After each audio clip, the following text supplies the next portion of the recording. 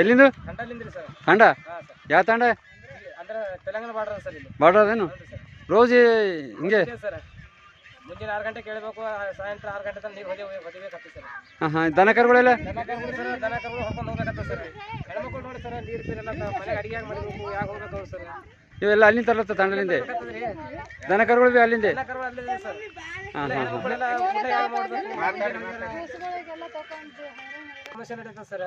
ಏನು ಮಾಡೋದು ಕಂಡಲಿಂದ 3-4 ಕಿಲೋಮೀಟರ್ ಹೋಗ್ಬೇಕು, ದಾರಿ ಏನು ಸುದ್ದಿ ಇಲ್ಲ ಸರ್. ಹೆಣ್ಮಕ್ಳು ಊಟ ಬಿಸಿಲ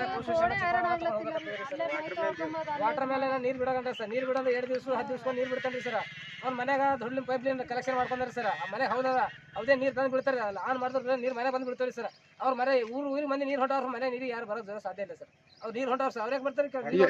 ಇವರು ತೆಲಂಗಾಣ ಎಲ್ಲಿಂದು ಈ ತಂಡ ಅದೇನು ಬೋರಿಂದ ಅದ ಏನು ಭಯ ಅದ? ಇದು ಬೋರಿಂದ ಅದೇನು ನಿಮ್ದು ಅದ ಏನು ಅವ್ರದ್ದದ? ರೋಜ್ ಮುಂಜಾನೆ ಇದೇ ಕೆಲಸ? ನೀರಿದ್ದು ಖಾಲಿ ಹಾಂ ಹಾಂ ಇಲ್ಲಿ ಕರೆಂಟ್ ನೀರಿಲ್ಲ ಇಲ್ಲ. ಡೈಲಿ ಅದೇ ಅಲ್ಲಿಂದ ತರಬೇಕು. ಅದೇ ತಗೊಂಡಿದ್ದೀವಿ. ಅವ್ರು ಒಂದು ಕೊಟ್ಟಿಲ್ಲ ಅಂದ್ರೆ